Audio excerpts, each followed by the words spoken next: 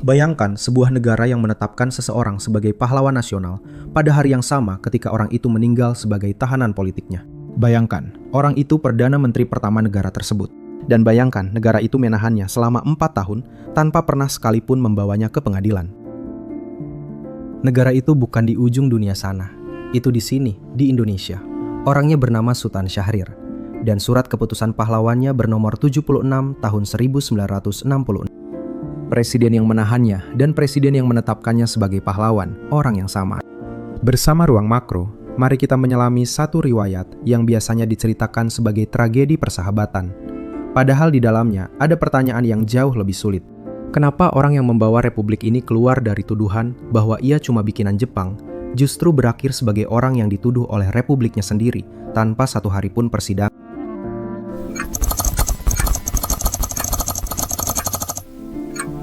Mari kita mulai dari awal sekali. Sultan Syahrir lahir di Padang Panjang, Sumatera Barat pada 5 Maret 1909. Ayahnya bernama Muhammad Rasad, bergelar Maharaja Sultan. Ibunya Putih Siti Rabiah, berasal dari Koto Gadang di Agam. Ayahnya bekerja sebagai penasihat Sultan Delhi dan kepala jaksa di Medan. Satu keterangan kecil di sini sering hilang, padahal ia menjelaskan banyak hal. Syahrir bersaudara seayah dengan Rohana Kudus, perempuan pertama di Indonesia yang memimpin surat kabar. Jadi sejak kecil ia tumbuh di rumah tempat menulis, dan berdebat dianggap pekerjaan yang wajar, bukan pekerjaan yang aneh.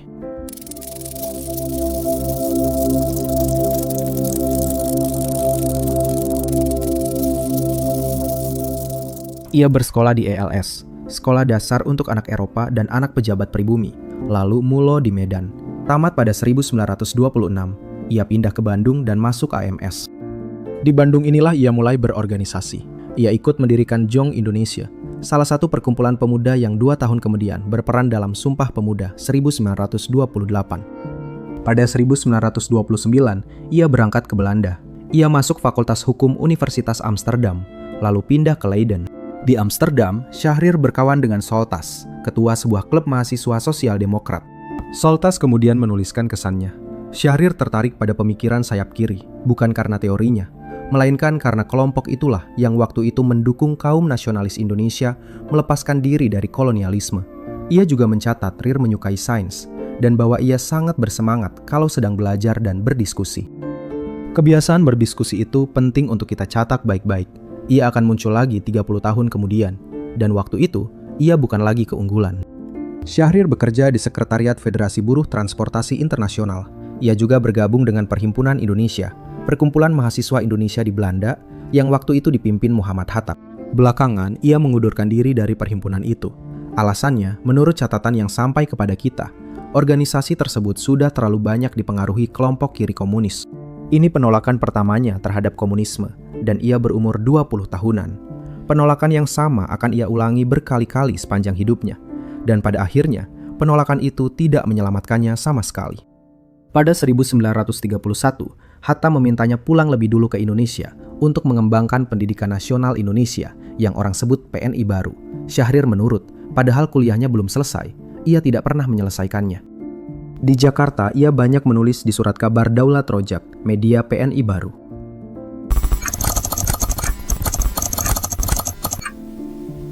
Pemerintah Hindia Belanda menangkapnya pada awal 1930-an dan membuangnya ke Bovendigol, kamp pembuangan di Rawa, Papua. Ia tinggal di sana sekitar 1 tahun, sejak 1934. Lalu pemerintah memindahkannya ke Banda Neira. Ia tiba di Banda pada Februari 1936 bersama Hatta dengan kapal bernama Fomelhout. 2 orang yang kelak memimpin republik itu turun dari kapal sebagai tahanan. Banda Neira, pulau kecil. Tidak ada yang bisa dikerjakan seorang buangan di sana, kecuali menunggu. Syahrir dan Hatta memilih tidak menunggu.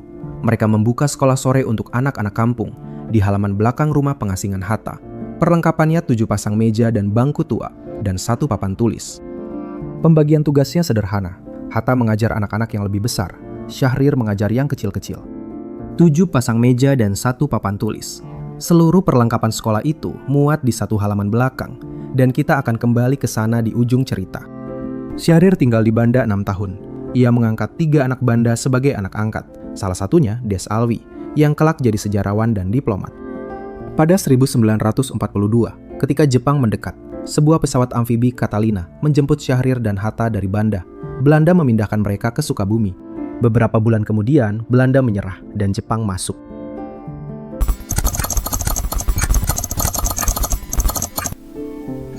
Di masa pendudukan Jepang, 3 tokoh utama pergerakan mengambil jalan yang berbeda, dan perbedaan itu kelak menentukan siapa yang bisa berbicara di mana. Soekarno dan Hatta memilih bekerja sama dengan Jepang secara terbuka. Mereka duduk di lembaga bentukan Jepang, berpidato di depan rakyat, dan memakai kesempatan itu untuk menyebarkan gagasan kemerdekaan.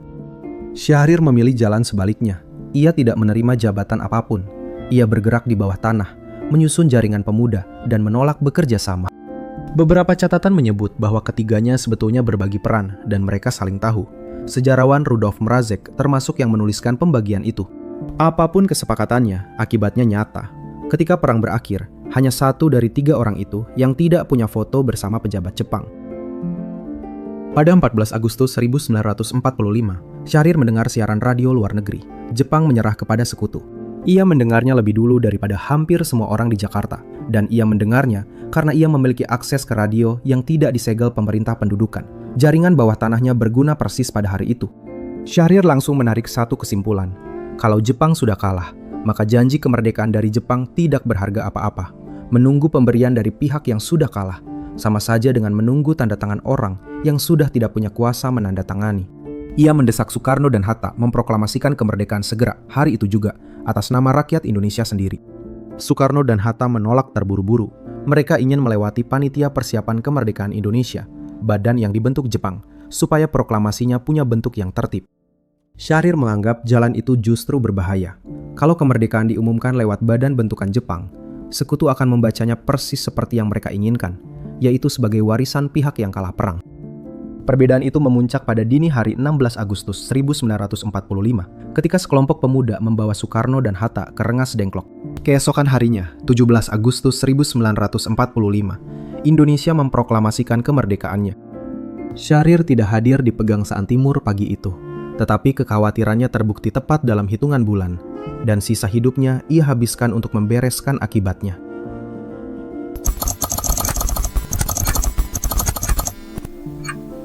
Sesudah proklamasi, Republik menghadapi masalah yang tidak bisa diselesaikan dengan semangat. Belanda ingin kembali, dan Belanda punya satu argumen yang sangat efektif di forum internasional. Republik Indonesia, kata mereka, cuma sisa buatan fasis Jepang. Bukan negara, bukan wakil rakyat, sekedar boneka yang ditinggalkan pihak yang kalah perang. Argumen itu menempel, sebab pemimpin Republik memang pernah bekerja untuk Jepang. Pada Oktober 1945, Syahrir menulis sebuah pamflet, judulnya Perjuangan Kita. Ia menulisnya untuk 3 pembaca sekaligus, kaum revolusioner di dalam negeri, opini publik di Belanda, dan opini internasional. Isinya 2 hal pokok. Pertama, ia membantah bahwa Republik hasil bikinan fasisme Jepang. Kedua, dan ini bagian yang jauh lebih berani, ia mengecam kekerasan berlebihan yang sedang dilakukan sebagian pemuda revolusi. Ia menulis kalimat itu justru ketika kekerasannya sedang memuncak. Ia mengecam pihaknya sendiri di depan umum di tengah perang.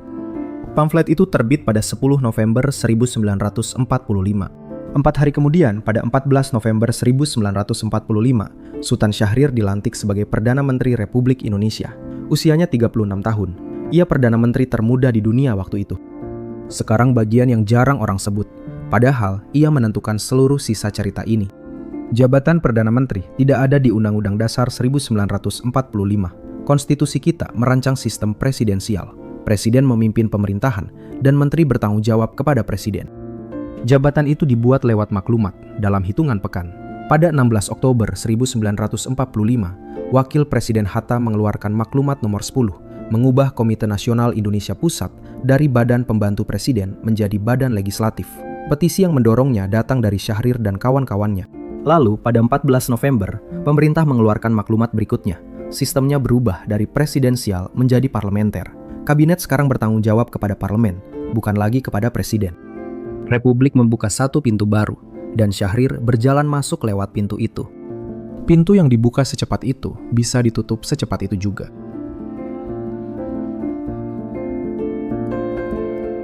Syahrir memimpin 3 kabinet berturut-turut. Kabinet pertama berjalan dari 14 November 1945 sampai 12 Maret 1946. Kabinet kedua dari 13 Maret 1946 sampai 2 Oktober 1946. Kabinet ketiga mulai 2 Oktober 1946.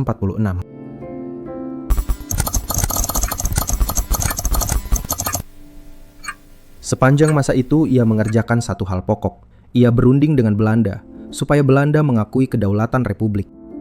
Pilihan itu tidak populer. Di dalam negeri banyak orang menganggap perundingan sebagai bentuk penyerahan. Yang mereka mau perang, bukan meja.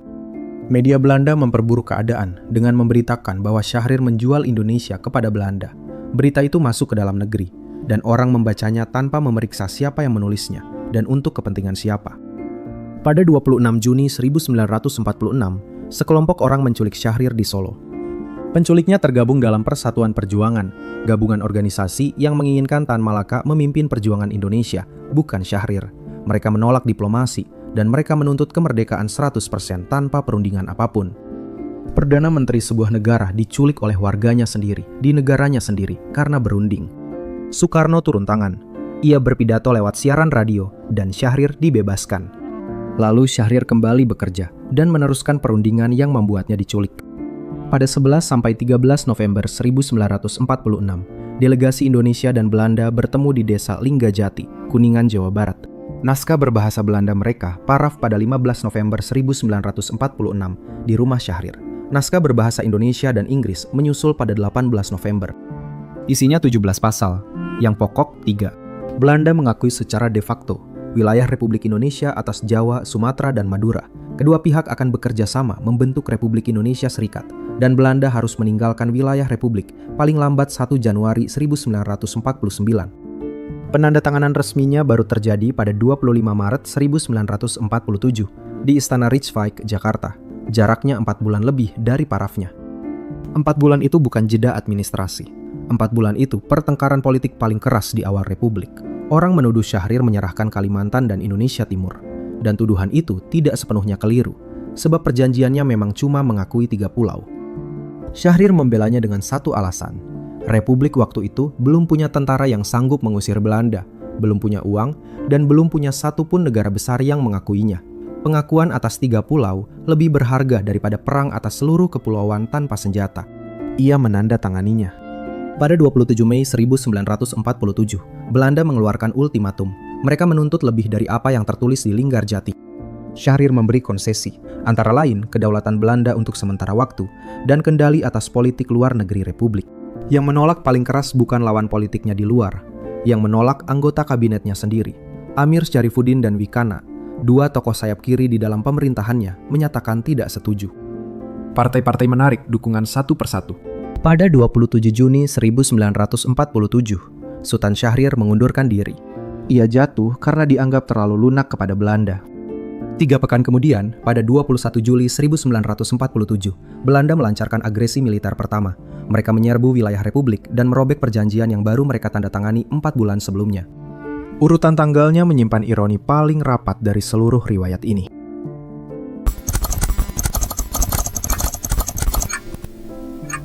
Republik mencopot Syahrir pada 27 Juni, Belanda menyerbu pada 21 Juli, dan pada 14 Agustus 1947, Republik mengirim orang yang sama itu ke New York untuk berbicara di depan Dewan Keamanan Perserikatan Bangsa-Bangsa.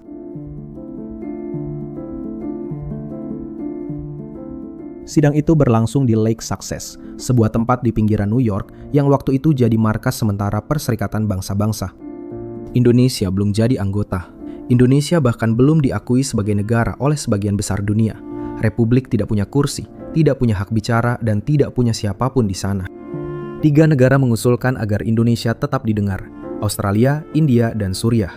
Delegasi Indonesia berangkat, isinya Sultan Syahrir, Agus Salim, Lambertus Nicodemus Palar, dan Sumitro Djojohadikusumo. Syahrir berbicara pada 14 Agustus 1947. Ia menguraikan sejarah bangsanya sejak masa kerajaan sampai masa kolonial. Lalu ia sampai pada satu hal yang jadi inti seluruh perkaranya. Ia membantah tuduhan Belanda bahwa pemerintahan Republik Indonesia pemerintahan ilegal buatan Jepang. Dan inilah sebabnya Republik mengirim dia dan bukan orang lain. Soekarno tidak bisa mengucapkan kalimat itu tanpa orang membantah riwayatnya. Hatta juga tidak. Keduanya duduk di lembaga bentukan Jepang dan foto-fotonya ada. Syahrir tidak pernah menerima jabatan apapun dari Jepang. Ia menghabiskan masa pendudukan di bawah tanah. Ketika ia berdiri di New York dan mengatakan bahwa republik ini bukan buatan Jepang, tidak ada satu orang pun di ruangan itu yang bisa menunjukkan bukti sebaliknya tentang dirinya. 6 tahun ia menolak bekerja sama, dan 6 tahun itu terbayar dalam satu sore. Dewan Keamanan mengambil 2 keputusan. Indonesia wajib melaporkan keadaan di dalam negerinya, dan Dewan membentuk Komisi 3 negara untuk menengahi pertikaian. Untuk pertama kalinya, sengketa Indonesia dan Belanda berhenti jadi urusan dalam negeri kerajaan Belanda. Ia jadi urusan dunia. Sesudah New York, jalan politik Syahrir mulai menyempit. Partai Sosialis, tempatnya bernaung, pecah. Kelompok Amir Syarifuddin condong ke komunisme dan belakangan bergabung dengan Front Demokrasi Rakyat. Pada 12 Februari 1948, di Yogyakarta, di rumah Subadio Sastro Satomo di kawasan Kliteran, sekelompok orang berkumpul dan mendirikan partai baru. Namanya Partai Sosialis Indonesia. Jumlah yang hadir sekitar 10 orang. Partai itu tidak pernah menjadi partai massa, dan sebetulnya tidak pernah berusaha menjadi partai massa. Ia partai kader. Kegiatannya berpusat pada diskusi, bacaan, dan pelatihan. Yang tertarik masuk kebanyakan intelektual muda, mahasiswa, redaktur, dan anak-anak keluarga berada dengan pendidikan tinggi. Bandingkan dengan Partai Komunis Indonesia pada masa yang sama.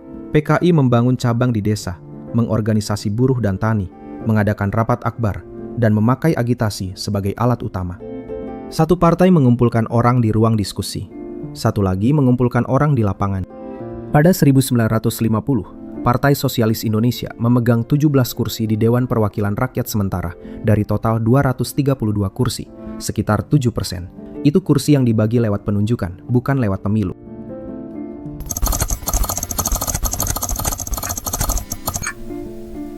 Lalu Indonesia menyelenggarakan pemilihan umum pertamanya pada 1955. Hasilnya begini. Partai Sosialis Indonesia memperoleh sekitar 753.000 suara, sekitar 2% dari seluruh suara sah. Kursinya 5, dari 17 kursi menjadi 5. Peringkatnya ke-8 dari 29 partai peserta. Angka itu baru terasa kalau kita meletakkannya di sebelah pemenangnya. Pemilu 29 September 1955 mengumpulkan sekitar 38 juta suara sah untuk memperebutkan 257 kursi. Partai Nasional Indonesia menang dengan sekitar 8,5 juta suara atau sekitar 22% dan mendapat 57 kursi. Masyumi hampir menyamainya dengan sekitar 79 juta suara dan jumlah kursi yang sama persis. Nahdlatul Ulama meraih sekitar 7 juta suara dan 45 kursi. Partai Komunis Indonesia meraih sekitar 6 juta suara dan 39 kursi. 4 partai itu sendirian menguasai hampir 80% suara. Dan Partai Sosialis Indonesia, partai bekas Perdana Menteri pertama Republik, mendapat 2%. Penyumbang suara terbesarnya bukan Jakarta, bukan Yogyakarta, dan bukan kota universitas manapun. Penyumbang terbesarnya Bali, dengan sekitar 226.000 suara. Hampir sepertiga suara nasional partai itu datang dari satu pulau kecil. Sekarang mari kita berhenti pada angka ini dan menimbangnya pelan-pelan. Sebab disinilah seluruh riwayat Syahrir sebetulnya bisa dibaca. Partai Sosialis Indonesia mungkin partai dengan kualitas orang paling tinggi dalam sejarah kita. Kadernya mengisi kursi menteri, kursi duta besar, meja redaksi, dan kursi guru besar. Ekonom, diplomat, dan penulisnya membentuk cara Indonesia berpikir tentang dirinya sendiri selama puluhan tahun. Dan begitu rakyat betul-betul diminta memilih, partai itu mendapat 2%. Penjelasan yang paling gampang biasanya muncul lebih dulu. Rakyat belum terdidik, jadi mereka tidak paham gagasan sosial demokrasi. Penjelasan itu enak diucapkan, dan ia juga meleset. Sebab masalahnya bukan pada yang mendengarkan, masalahnya pada cara berbicara. Syahrir dan orang-orangnya tumbuh di ruang diskusi. Mereka meyakinkan orang dengan argumen, data, dan bacaan. Cara itu bekerja dengan sangat baik di satu tempat, yaitu di ruangan berisi orang yang sudah membaca hal yang sama. Cara itu tidak bekerja di lapangan desa. Di lapangan desa, orang tidak memilih argumen terbaik. Orang memilih siapa yang hadir waktu panen gagal, siapa yang mengurus sengketa tanah, siapa yang datang ke kenduri dan ke pemakaman. PKI mengerjakan itu. Nahdlatul Ulama mengerjakan itu lewat jaringan pesantren. Masyumi lewat jaringan sekolah dan masjid. Partai Sosialis Indonesia mengerjakan seminar. Ini bukan kesalahan moral, ini kesalahan hitungan. Mereka mengira demokrasi memilih gagasan terbaik. Demokrasi memilih orang yang paling banyak menyentuh hidup pemilihnya.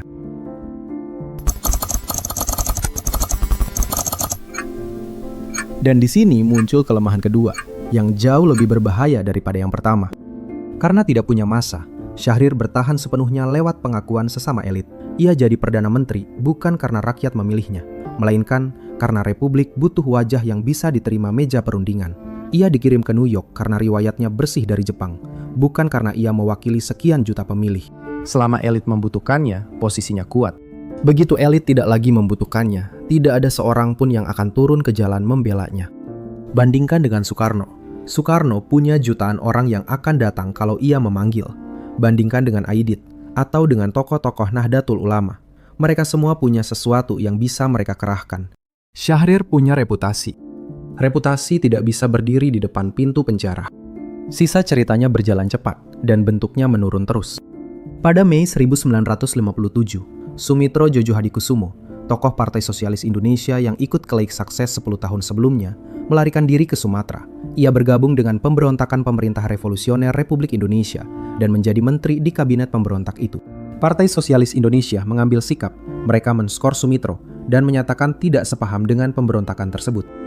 Sikap itu tidak menolong. Pada 17 Agustus 1960, Presiden Soekarno membubarkan Partai Sosialis Indonesia lewat keputusan Presiden nomor 201 tahun 1960. Masyumi dibubarkan pada hari yang sama. Dua partai yang paling keras menolak komunisme hilang bersamaan di hari ulang tahun kemerdekaan. Syahrir kehilangan partainya, dan sesudah itu ia kehilangan tempat berdiri.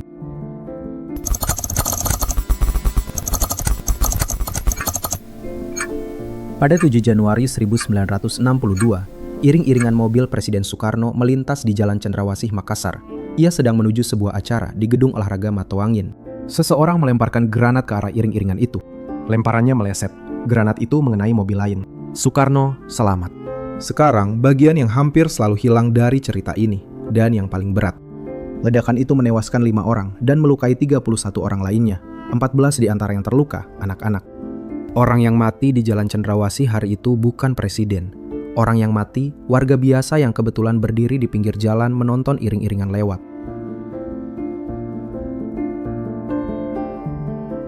Siapa pelakunya? Catatan yang tersedia menyebut sejumlah nama.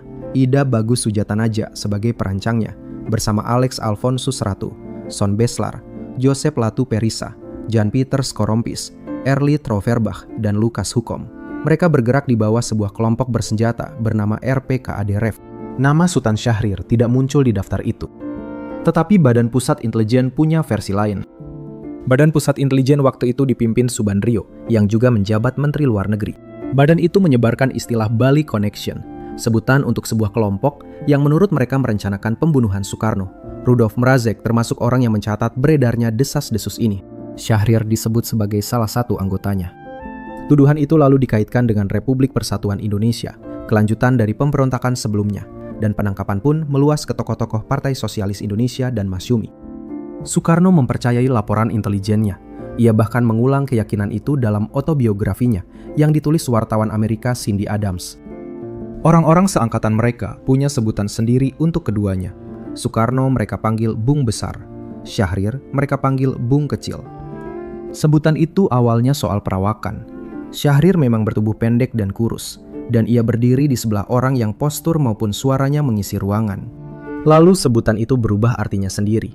Pada 1962, Bung Besar menuduh Bung Kecil hendak membunuhnya.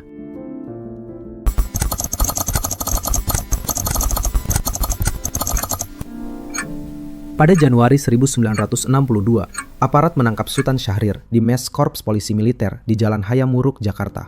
Tuduhannya bergabung ke dalam gerakan subversif yang hendak menjatuhkan pemerintahan. Ia tidak pernah diadili. Bukan diadili lalu dinyatakan bersalah. Bukan juga diadili lalu dibebaskan. Tidak ada sidang sama sekali selama 4 tahun. 3 bulan sesudah penangkapan, mereka memindahkannya ke rumah tahanan militer di Madiun. Sesudah itu ia dipindahkan lagi ke rumah tahanan militer Budi Utomo di Jakarta. Di sana mereka menempatkannya di sebuah kamar lembab, persis di sebelah kamar mandi. Syahrir sudah punya tekanan darah tinggi sebelum masuk penjara. Keadaan di dalam memperburuknya. Ia terkena stroke dan bukan sekali. Pada suatu malam, penjaga menemukannya tergeletak di kamar mandi. Bantuan medis tidak datang malam itu, sebab membawa tahanan keluar memerlukan izin Jaksa Agung. Ia baru dibawa ke dokter keesokan paginya. Ketika akhirnya sampai ke dokter, Syahrir sudah tidak bisa berbicara. Orang yang membangun seluruh karirnya dari kemampuan menjelaskan, kehilangan kemampuan mengucapkan kalimat. Wartawan Rosihan Anwar mencatat satu ketragedian lagi. Kiriman makanan diet dari rumah Syahrir tidak boleh masuk ke tahanan, sama sekali. Hatta menulis surat kepada Soekarno. Ia mengenal kedua orang itu lebih lama daripada siapapun di negeri ini. Isinya, dugaan Badan Pusat Intelijen itu salah. Hatta mengakui bahwa Syahrir memang tidak segan menjadi oposisi yang keras. Tetapi, ia menegaskan bahwa mengikuti cara teror mustahil bagi orang seperti Syahrir. Soekarno lebih mempercayai laporan intelijennya daripada surat sahabatnya. Hashim Ning, pengusaha yang berkawan baik dengan Soekarno, menemui Presiden dan memintanya mengizinkan Syahrir berobat ke luar negeri. Awalnya Soekarno menolak. Akhirnya ia mengizinkan dengan dua syarat, jangan ke Belanda, dan Syahrir tetap berstatus tahanan politik. Pada 21 Juli 1965, istrinya, Siti Wahyunah yang orang panggil Poppy, membawa Syahrir berobat ke Zurich, Swiss. Negara menanggung seluruh biaya pengobatannya. Jadi negara yang sama membayar dokter untuk orang yang ia tahan tanpa pengadilan. Syahrir tidak pernah pulang. Ia meninggal di Zurich pada 9 April 1966, usianya 57 tahun. Kantor Berita Antara menyiarkan kabar dukanya di Jakarta pada Minggu pagi keesokan harinya. Ia meninggal dengan status tahanan politik Republik Indonesia.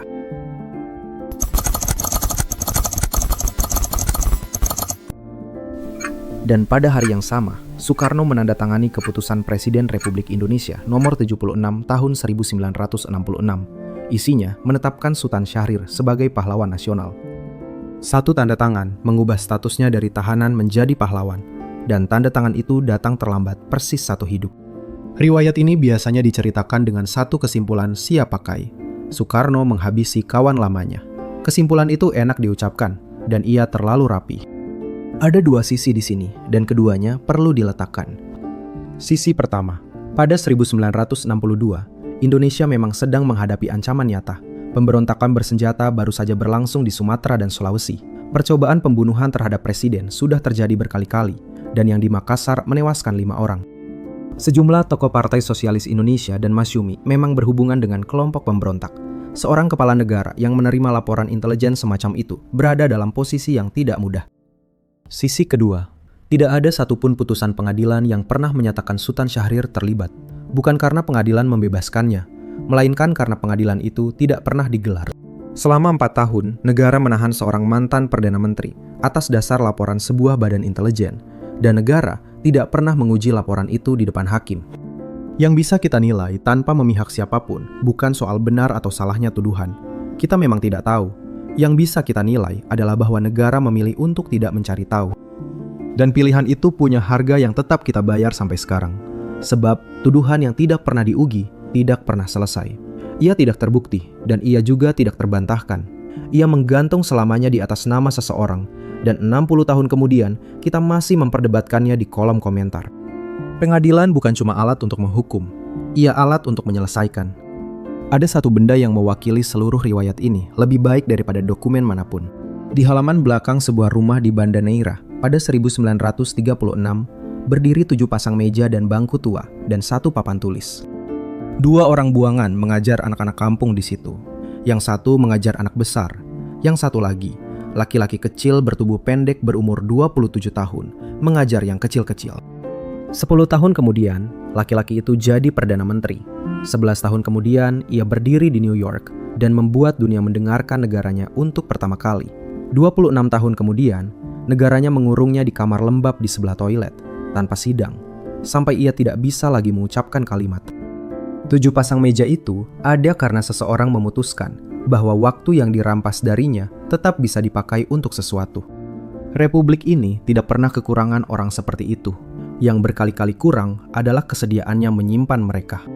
Sultan Syahrir tercatat sebagai pahlawan nasional sejak 9 April 1966 dan statusnya tidak pernah dicabut. Berkas perkaranya juga tidak pernah dibuka, sebab perkaranya memang tidak pernah ada.